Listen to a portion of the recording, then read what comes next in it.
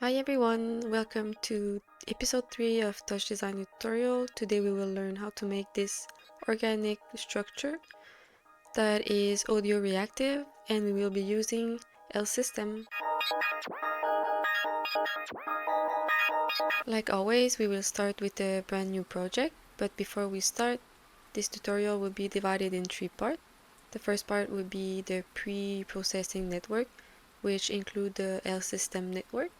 The second part will be the post-processing, and then the third part will be the audio-reactive network and the connectivity with the visual. If you don't want to follow along, I will link all the material that we use today on my Patreon. The first thing we're gonna bring is the L-System chop.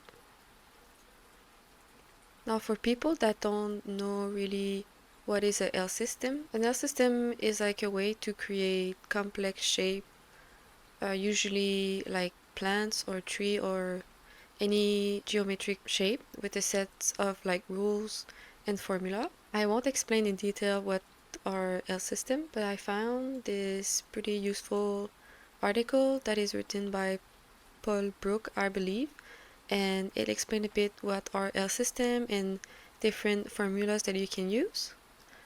And this is some of the formula that I use in this tutorial.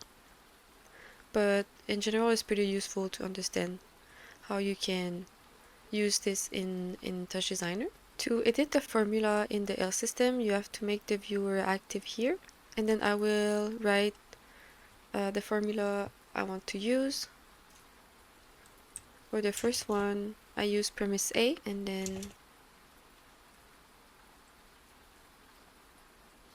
F, open square bracket, and then plus B, F, and then use the square bracket again, minus B, and A, and B will be equal to F plus F minus F minus FF plus F. We will also change some parameters here.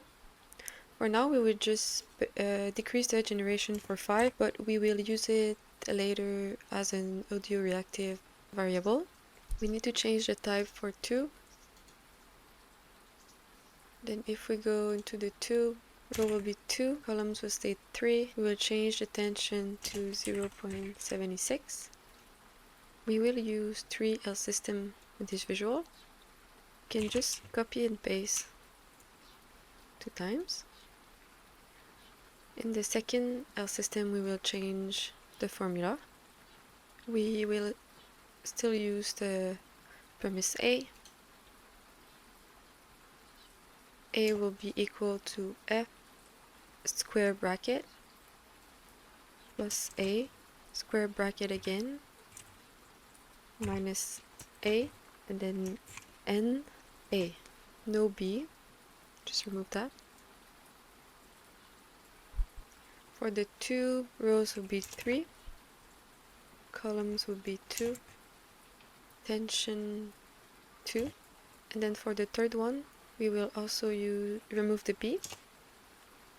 It will be premise A, and then F square bracket plus A square bracket minus A, then plus A. The tube value, row 0, 3 for the column, and 3 for the tension. Next, we will grab a switch and connect our L-System. Then add a null. After that, we will use the sub to pop.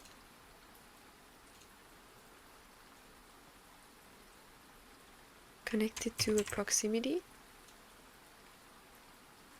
The proximity, we will change the maximum distance to 0.04, and max line per point would be 10. Connect it to a null. So this will create the lines between the points. So the sub 2 actually will transform our sub into points. Next, we will grab a sphere, pop, change the uniform scale to 0.004, grab a copy. In the first input, connect the sphere, and in the second input, connect the sub 2. And then let's bring another null.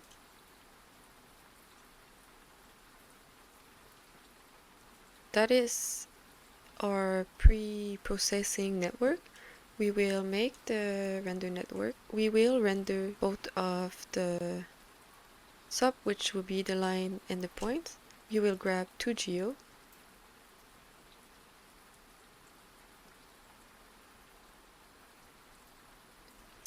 a camera.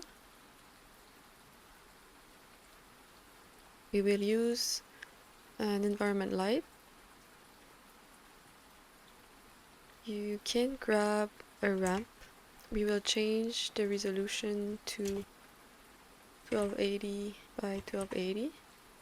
And we will use the ramp for our environment map. So just drag it onto the light and permit environment map. You can grab a render. We will change the resolution 1280 by 1280 and then 32-bit flow. For the material, we will use a PBR connected to both of the geo. In the PBR, bring the metallic to 0 and the roughness to 0. This concludes the render network, and next will be the post-processing. First, we will connect it to a transform. In the transform, we will change the rotate to 180. I use the transform to create like more depth or more layer into the visual. Otherwise, it looks a bit like a 2D visual, even though we use a 3D environment. We will connect it to an add. I will just add a transform now so we can see the visual. Bring the alpha to 1 and come over background enable. Connect it to a null and make the viewer active. We will also adjust the camera. Translate here to 0.5, then bring this up forward. Let's put 0.7 now, but we will change it later. After the first add here, let's add a bloom. Feedback level 0. Min bloom radius would be 0.292 and bloom intensity 0.37, and change the output to bloom. We will grab another add and add it together. After the transform, I will add a noise just to add kind of a grainy effect. Put the period to 0. The exponent will be 2.42, amplitude 0.21, and then we will grab a composite. Change the operation to overlay. Let's go back to the noise in the output. Change it for noise only. Okay, so here is a little bit more grainy. So that concludes the part of the visual. We will now import the song and make it audio reactive. Before we import the sound, I want to use some chop patterns just to make the camera move and the L system. You can grab a pattern chop. We will keep the sine wave and we will change the length to 600. Why I use 600 is because my loop here is 600 second, so I wanted to have like a perfect loop. So if you have a longer or a shorter loop here, you can just adapt the length to what you have. I will connect it to time slice, then a matte.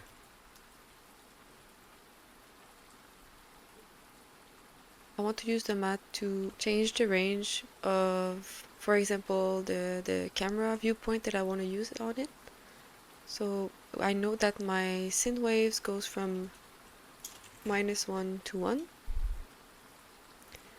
and then I wanted to use it on my camera, so it goes back and up. So I will change the range to 0.7 to 0.5. Then we'll put the null, and I will drag it on my translate set. I will copy and paste this pattern. I will change the matte range to 2 to 7.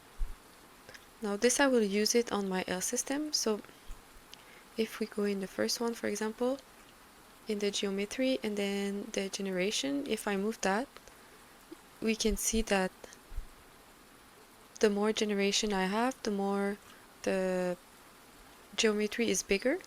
In this case, it looks like a plant, so the more the plant will be bigger.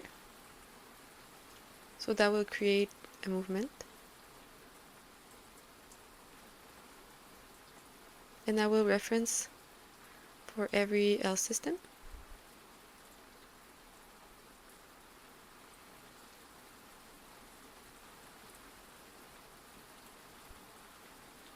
Now I will bring the song.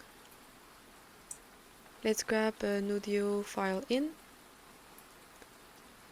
The song I use is just a loop that I found on Looperman, which I think it's a pretty useful resource if you want some sound loop. There's every genre that you can find. I will link it in the description for those that are interested, but I will also provide this sound with the project file. Now we will grab an audio device out. Just bring the volume down. In this case, I only use the audio-reactivity with the switch, which is pretty simple, but in the end, it has a cool result. I use the audio analysis.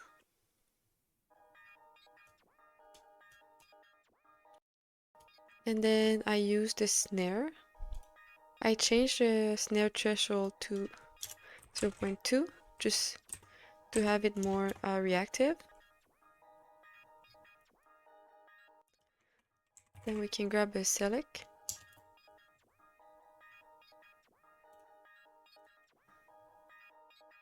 And then we select the snare. And then we have here 3 L system, but the snare only goes from 0 to 1. To fix that, we will use a count.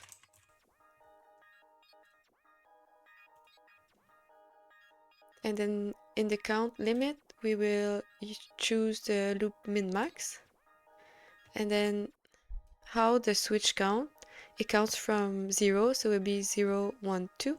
So the limit minimum would be 0, and then the limit maximum would be 2. Now we can see that it's not even, we can just reset the count. Then grab a null. Then in the switch, just drag it on the select input. So we can see that the L system are a bit big. We can go into the L system and just adjust the value. I think I forgot in the beginning to change the angle, because in the L system usually the formula are associated with an angle. So the first one would be 90. In the second one we will change the step size to 0.3 and then the angle to 90 also. Okay, it looks a bit better. And in the third one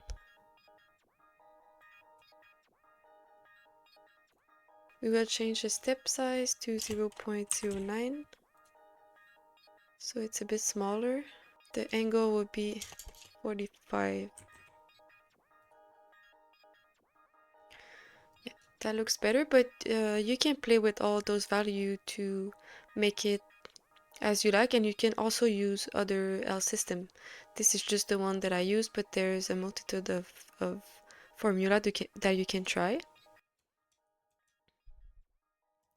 Let's view it.